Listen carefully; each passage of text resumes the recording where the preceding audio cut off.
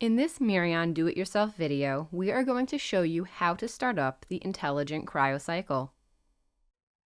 In a previous video, we have shown how to fill the dewar of the intelligent Cryo-Cycle. Once filled, the concept of the intelligent Cryo-Cycle is that the liquid nitrogen dewar is completely sealed so that no nitrogen gas can escape from the dewar volume. As the detector heat load boils off liquid nitrogen, the cooler will make sure that the nitrogen gas is condensing again into the liquid phase.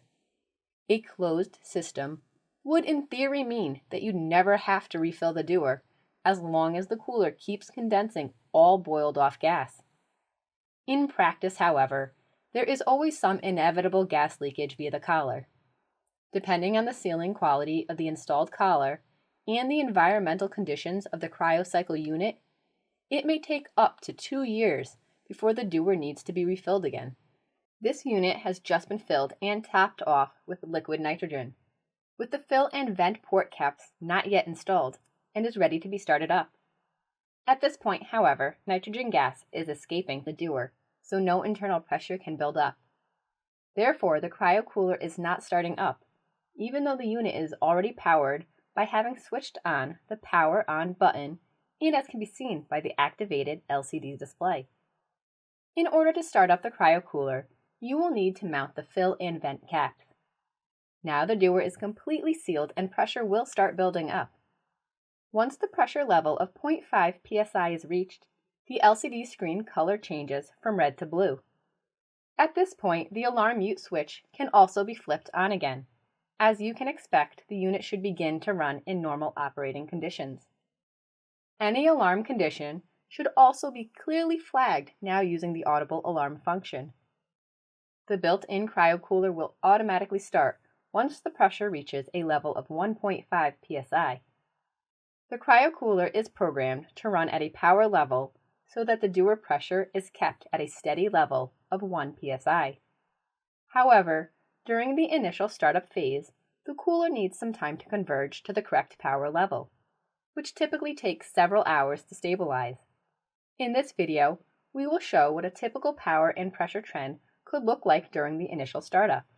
The power and pressure level can be monitored via the integrated LCD screen or by the Intelligent Cryo-Cycle display application, which can run on a PC or tablet with a Windows 7, 8, or 10 operating system. The unit has been running for 11 hours, and as can be seen on the LCD display, the power and pressure level have both stabilized. The pressure level is 1 psi, as expected. The power level in this case is 133 watts. Note that this is a value depending on the complete detector heat load and the cooler efficiency. The main dependency of the cooler efficiency is the ambient temperature. The warmer the environment, the lower the cooler efficiency, and the harder the cooler needs to work to keep a steady pressure of 1 psi. The main dependency of the detector heat load is the vacuum level in the detector cryostat, but also varies due to differences in germanium crystal size and differences in cryostat configuration. Before this steady level is reached, the cooler power had to converge to this level. In order to illustrate what a typical power and pressure trend looks like during startup, we downloaded the log data from another setup showing the first 16 hours and created this graph using Microsoft Excel. The blue curve represents the power level and the red curve the pressure. As you can see, the pressure level stabilized at 1 psi after 12 hours, and the power about 1 hour later.